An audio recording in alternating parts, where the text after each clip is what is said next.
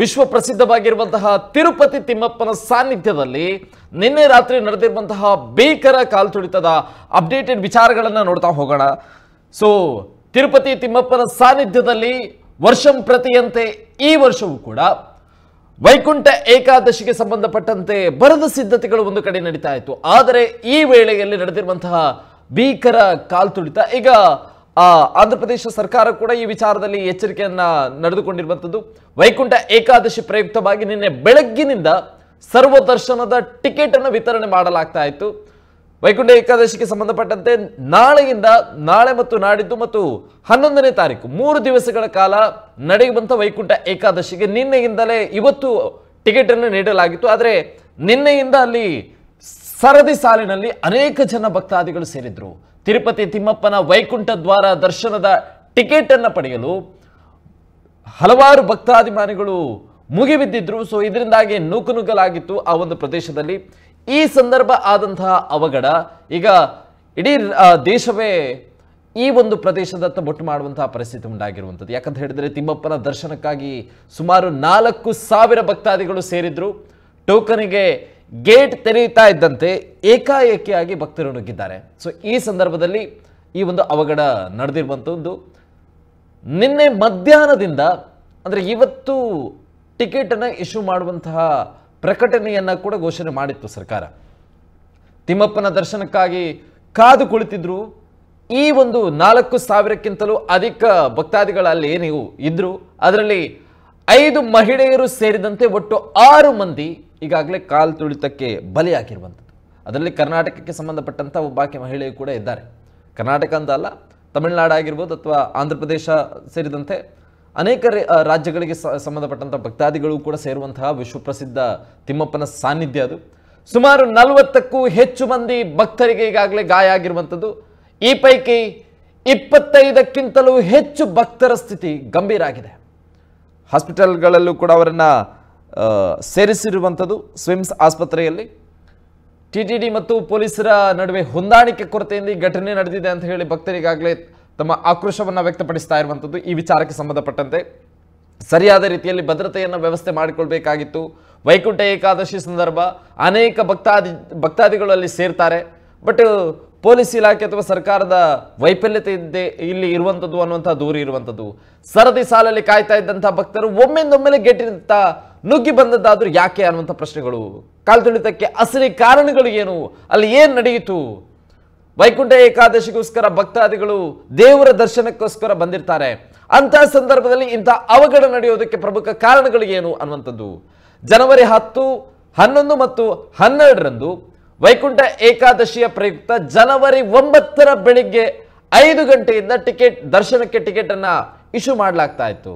ಜನವರಿ 9 ಅಂದ್ರೆ ಇವತ್ತು ಬೆಳಗ್ಗೆ 5 ಗಂಟೆಯಿಂದ ದರ್ಶನದ ಟಿಕೆಟ್ ಅನ್ನ ಇಶ್ಯೂ ಮಾಡ್ತಾ ಇದ್ರು ಅನ್ನುವಂತಹ ಪ್ರಕಟಣೆಯನ್ನ ದೇವಸ್ಥಾನದಿಂದಲೇ ಹೊರಡಿಸಲಾಗಿತ್ತು. ಜನವರಿ 9ನೇ 5 ಗಂಟೆಯಿಂದ ನಾವು ಟಿಕೆಟ್ ಇಶ್ಯೂ ಮಾಡ್ತೀವಿ ಅಂತ ಹೇಳಿ. ಸೊ ಹಾಗಾಗಿ 3 ದಿನಗಳಲ್ಲಿ 94 ಕೌಂಟರ್ಗಳ ಮುಖಾಂತರ 1,20,000 ಟಿಕೆಟ್ ನೀಡುವ ಬಗ್ಗೆ ದೇವಸ್ಥಾನ ಪ್ರಕಟಣೆಯನ್ನು ಹೊರಡಿಸಿತ್ತು. ಪ್ರಮುಖವಾಗಿ ಇದು ದೇವಸ್ಥಾನದಿಂದ ಬಂದಿರುವಂತಹ ಪ್ರಕಟಣೆಯ ವಿಚಾರ.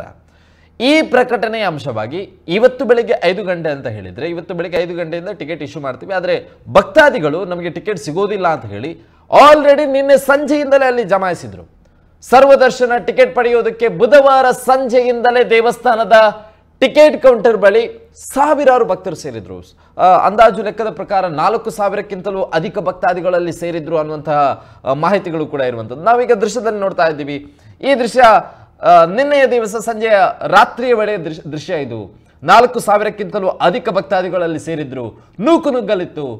ಯಾವುದೇ ಒಂದು ಅಂದರೆ ಅಷ್ಟು 1,000 ಜನ ಸೇರಿರುವಂತಹ ಸಂದರ್ಭದಲ್ಲಿ ಪೊಲೀಸ್ ಇಲಾಖೆಗಳ ಭದ್ರತೆಯ ವ್ಯವಸ್ಥೆಯನ್ನು ಕೂಡ ನಾವು ಅಲ್ಲಿ ಗಮನಿಸಿಕೊಳ್ಬೇಕಾಗುತ್ತೆ. ದೇವಸ್ಥಾನಕ್ಕೆ ಸಂಬಂಧಪಟ್ಟಂತೆ ಟಿಟಿಡಿಯ ಯಾವ ರೀತಿಯಾದಂತಹ ವ್ಯವಸ್ಥೆಯನ್ನು ಕೈಗೊಂಡಿತ್ತು.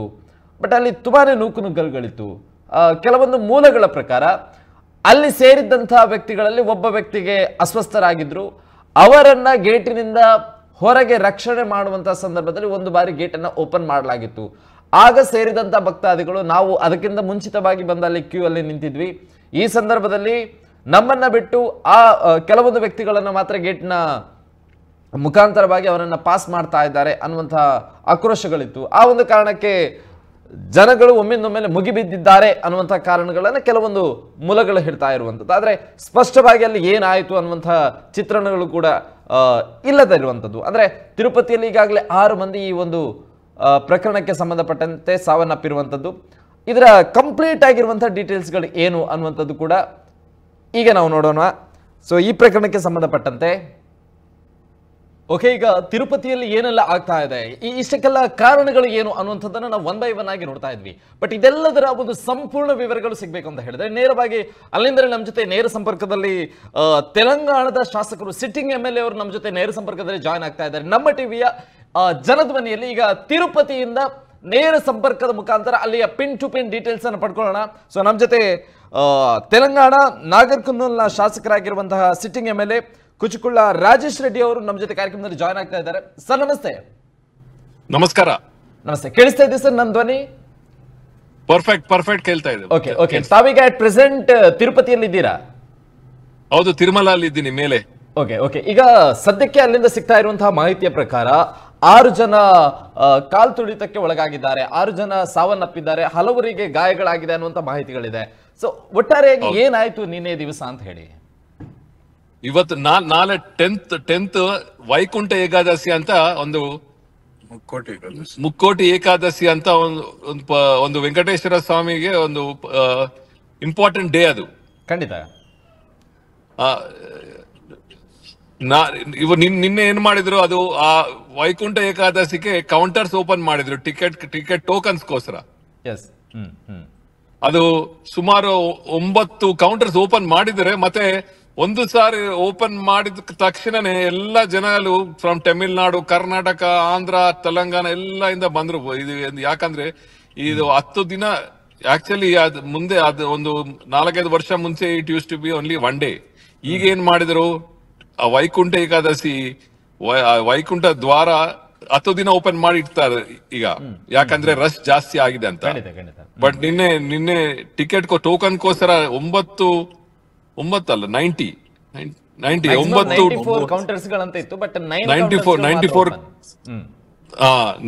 ಓಪನ್ ಮಾಡಿದ್ರೆ ಓಪನ್ ಮಾಡಿದ ತಕ್ಷಣ ಎಲ್ಲಾರು ಒಂದು ಸಾರಿ ಹೋಗಿ ಅದು ಏನಾಯ್ತು, ಜನ ಒಂದು ಪ್ರಳಯ ತರ ಬಂತು.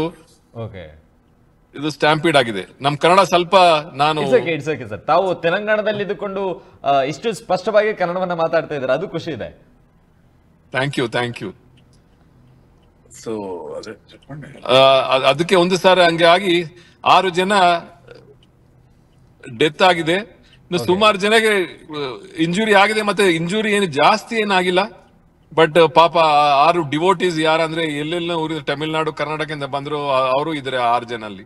ಓಕೆ, ಸ್ಪೆಷಲಿ ಬಳ್ಳಾರಿಯಿಂದ ಬಂದಿರುವಂತಹ, ಕರ್ನಾಟಕದಿಂದ ಬಂದಿರುವಂತಹ ಒಬ್ಬಾಕೆ ಮಹಿಳೆಯು ಕೂಡ ಅದರಲ್ಲಿ ಸಾವನ್ನಪ್ಪಿದ್ದಾರೆ ಅನ್ನುವಂತ ಮಾಹಿತಿ ಇದೆ.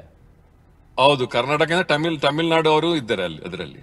ಓಕೆ ಓಕೆ, ಸದ್ಯಕ್ಕೆ ಅಲ್ಲಿ ಯಾವ ರೀತಿಯಾದಂತಹ ಭದ್ರತೆ ವ್ಯವಸ್ಥೆಯನ್ನು ಕೈಗೊಳ್ಳಲಾಗಿದೆ ಸರ್? ತಾವಿಗೆ ಅಟ್ ಪ್ರೆಸೆಂಟ್ ಅಲ್ಲೇ ಇದ್ದೀರಾ. ಈಗ ಸದ್ಯಕ್ಕೆ ನೋಡೋದಾದ್ರೆ ಟಿಕೆಟ್ ಇಶ್ಯೂ ಆಗ್ತಾ ಇದೆಯಾ, ಭದ್ರತೆ ಯಾವ ತರ ಇದೆ ಅಂತ ಹೇಳಿ? ಈಗೆಲ್ಲ ಸೆಟಿಲ್ ಆಗಿದೆ, ಎಲ್ಲರೂ ನಾವು ಬಂದಿದೆ. ನಾಳೆ ಬೆಳಗ್ಗೆ 4:15 ವೈಕುಂಠ ಏಕಾದಶಿ ದರ್ಶನ ಇದೆ, ಮತ್ತೆಲ್ಲ ಸೆಟಿಲ್ ಆಗಿದೆ. ಅದು 300 ಜನರಲ್ ದರ್ಶನ ಕೂಡ ಎಲ್ಲ ಕೌಂಟರ್ಸ್ ಎಲ್ಲ ಸೆಟ್ ಮಾಡಿದ್ರು. ಈಗ ಒಂದು ಸಾರಿ ಈ ವ್ಯವಸ್ಥೆ TTD ದೇವಸ್ಥಾನ ವ್ಯವಸ್ಥಾನು ಎಲ್ಲ ಸ್ವಲ್ಪ ಅಲರ್ಟ್ ಆಗಿ ಎಲ್ಲ ಮಾಡ್ತಾ ಇದ್ರಿ ಈಗ.